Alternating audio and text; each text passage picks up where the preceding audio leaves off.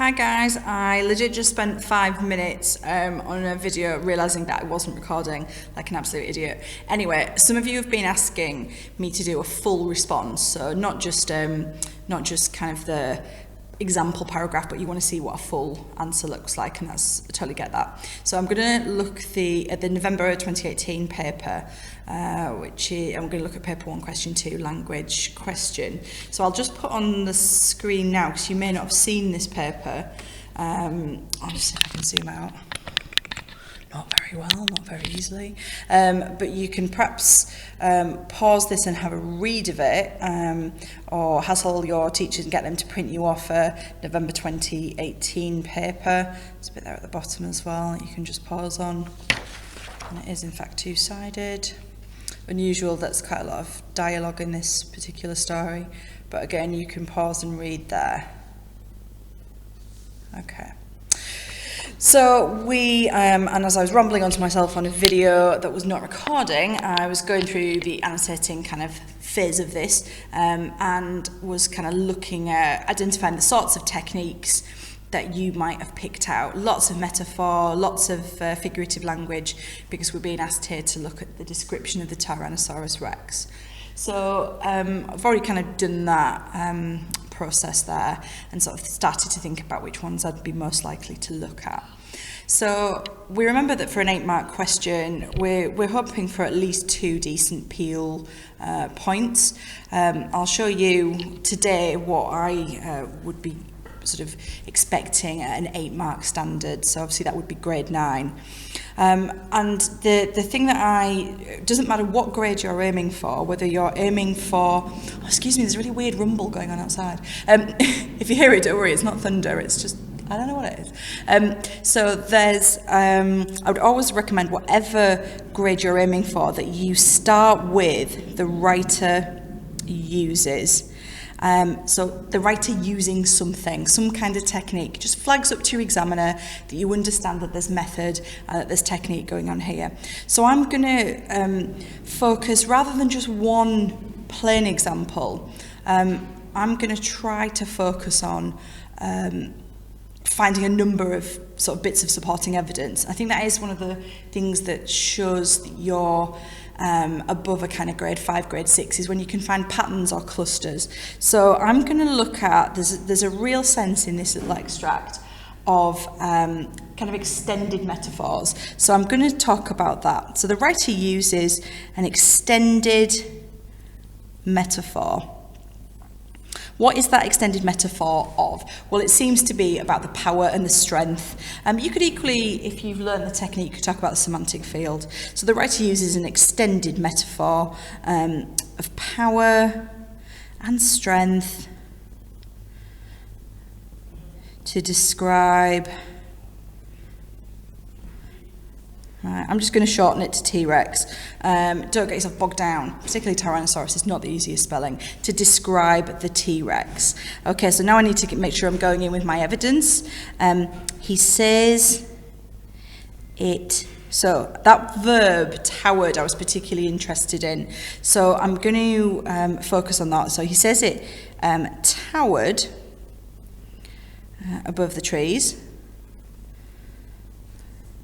So I need to get some terminology in there. So he says it towered above the trees, and this verb suggests, so the fact that it's towering, well, yeah, it's obviously higher and taller, but I want to get something more from that. If a tower block, I think of something imposing, you know, something that is much bigger and almost intimidating. So I'm going to focus on those ideas. So, and this verb suggests the creature is imposing itself on its very own, no, let's ignore that, on its surroundings. Okay, so the verb suggests the creature is imposing itself on its surroundings from a great height. It seems intimidating And so in our appeal chain, we always look to explore, but to also expand to find more supporting evidence. So I'm going to try and back up this. It seems intimidating, and this is backed up by the metaphor. Let's go with the great evil God. So I need to zoom in on this quote as well. This implies... so think about that quote when I realised I was umming there because I realised I've capitalised God and shouldn't have done, but don't worry too much. So what is the great evil God implying about the T-Rex? Well, if I think about God, I think of something that's all-powerful, but then it's great and it's evil. So the idea that it's using its power for bad or for evil, and there's a sense of it being quite merciless and quite sinister. So it's something powerful like a God, but without love or compassion or mercy even. Mercy is a good word, let's go with that. So this implies that the dinosaur is all-powerful, but it is without mercy or compassion. It is actually a terrifying,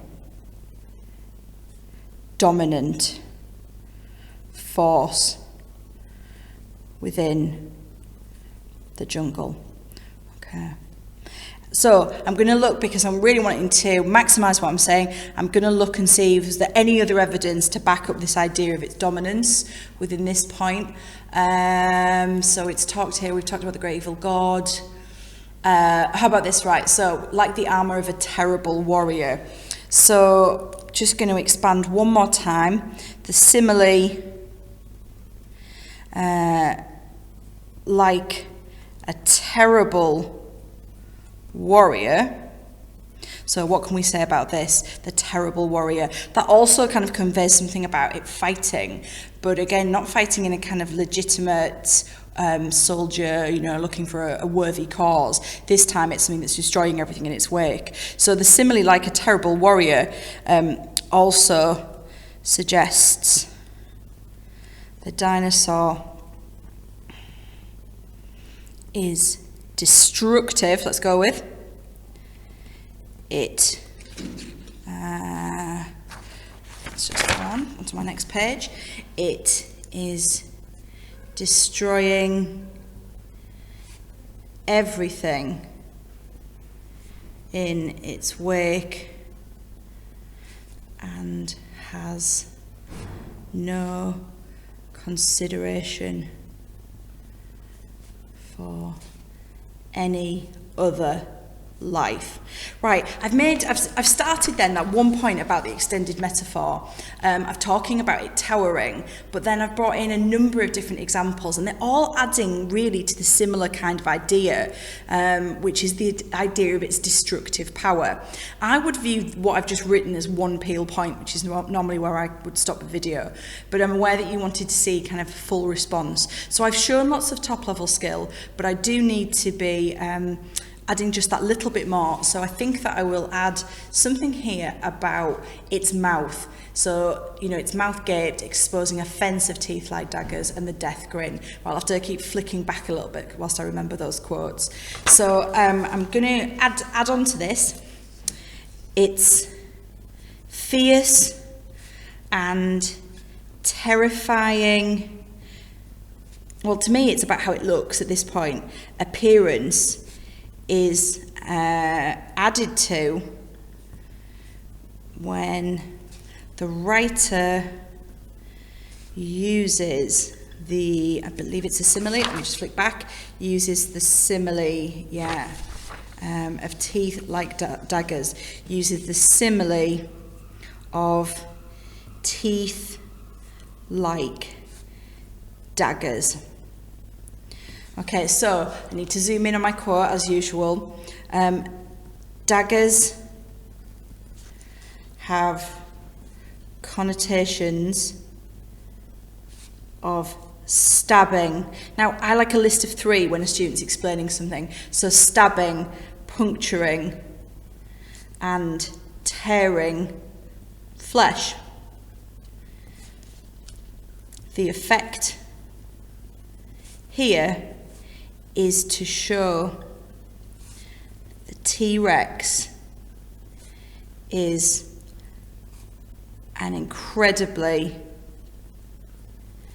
vicious beast,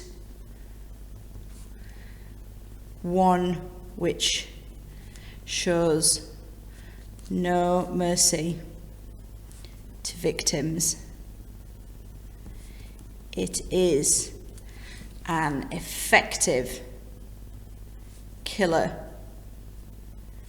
So I want to just expand a little bit on my teeth like daggers, and the quote that sort of leapt out at me was about the death grin that this creature's got, closed its mouth in a death grin.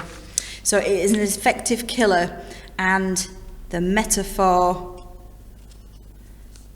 death grin adds to the sense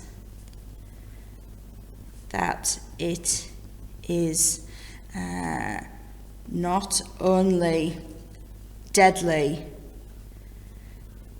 but the word grin, could say noun, the word grin suggests the T-Rex enjoys slaughtering. Okay, oh, hands hurting. Right, welcome to your world, eh, guys? So as you can see with my scruffy handwriting, I filled that page, and I've done, what, 2/3 probably, I would say. Yeah, roughly 2/3 of this second page. I haven't found the need to go onto the extra space. I haven't even found the need to fill this. But what I would be very confident in is that that's an 8 out of 8 or grade 9 response. It's got a range of examples. Yes, it's got terminology. I'm ticking myself. This is ridiculous. So it's got examples, it's got terminology, it really zooms in, it thinks about the effects, and it's got some perceptive analysis. So, for those of you who are interested, this is what an 8 out of 8 response looks like. It's not about writing pages, but it certainly is about zooming in and really thinking closely about what those examples tell you. Okay, hope this was useful.